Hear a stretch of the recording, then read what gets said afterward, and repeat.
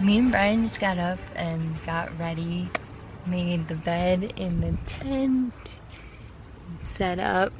I think our plan for today is to just hang out here in the tent. Um, Brian's stretching, doing some morning yoga.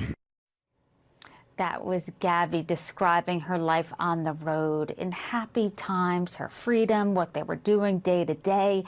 As you know, Gabby and Brian were on a cross-country road trip in her converted van, posting about their travels with the hashtag van life, joining a tight-knit community of people that live their life on the go.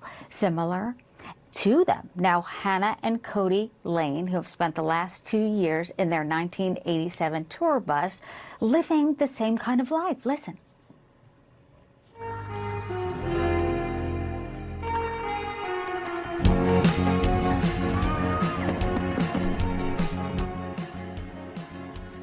And they are with me. I want to welcome Hannah and Cody Lane. It is so nice to meet you both under such dire circumstances, though.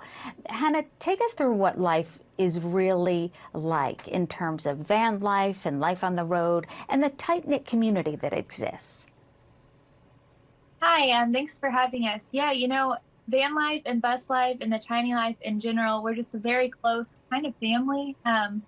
We all try to meet up as often as we can. And obviously, when something as tragic as this happens, it really hits deep because, the life that they were living is the life that we live every day. And Cody, what is that life like day to day? Because we see the highlights, we see the Instagrams, we see video on TikTok, and it seems like just the most amazing life, having that freedom. What is it like? And take us through some of the tight-knit communities and the relationships that you have formed. Yeah, we wouldn't trade this life for anything. We love it. But there's a lot of stresses involved that you have to deal with. Logistically speaking, you have to figure out where you're going to go, where you're going to stay. It's something you always want to be cognizant about in knowing where you're at in the environment. But we love it. And we love the friends and the people that we meet on the road, all the cool things that we get to see. We absolutely love being able to wake up and we're in a new place, and especially when we show up like 2 o'clock in the morning and we wake up, we open the window and there's this beautiful view out. But there are struggles with it. Yeah, I think that everyone sees the best part because that's what social media reflects, but they don't really realize that it's not all perfect. It comes with its struggles. Life really isn't, no matter what. Even if you don't live life on the road, there are some Instagram highlights that everyone puts online. Hannah, when you heard about what happened to Gabby and Cody as well, you must have been shocked. It really hit home because at the moment when we had heard about the case, we were actually where it was taking place in the Grand Teton Park and in Wyoming. So not only was it a story that we can relate to, she's my age, doing what we love to do, but it's exactly where we are at that moment in time. And I just think you always wonder if there's something you could have done. And it makes me very sad that we didn't get the opportunity to travel with her as a part of our group. And finally, I'm sure this has changed both of you in terms of just your outlook. Cody, do you have your eyes open? Are you more aware, and Hannah as well, as for where Brian may be and just more fearful?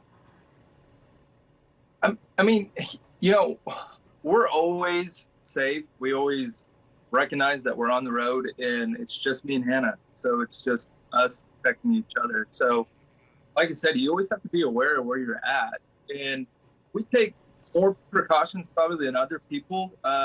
We rarely, pull off to the side of the road and stay there for the night.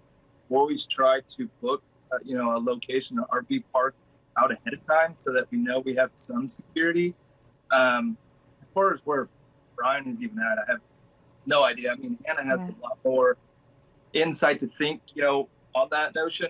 Yeah, just to add off what you said, you're a van lifer, a bus lifer, and especially solo travelers. It's just so important to know how to defend yourself, make sure you have someone that knows where you are. And in terms of Brian, we had our speculations in the beginning, but since the middle of the case, our biggest goal is just to share Gabby's legacy. And Hannah, if you could send a message to Gabby's family, what would it be? I'm sure they are in excruciating pain right now. I would say that there's a whole community of people that truly care and are determined to share your daughter's legacy and to make sure this doesn't continue to happen. And she won't be forgotten. And she's a part of our community now, and she always will be.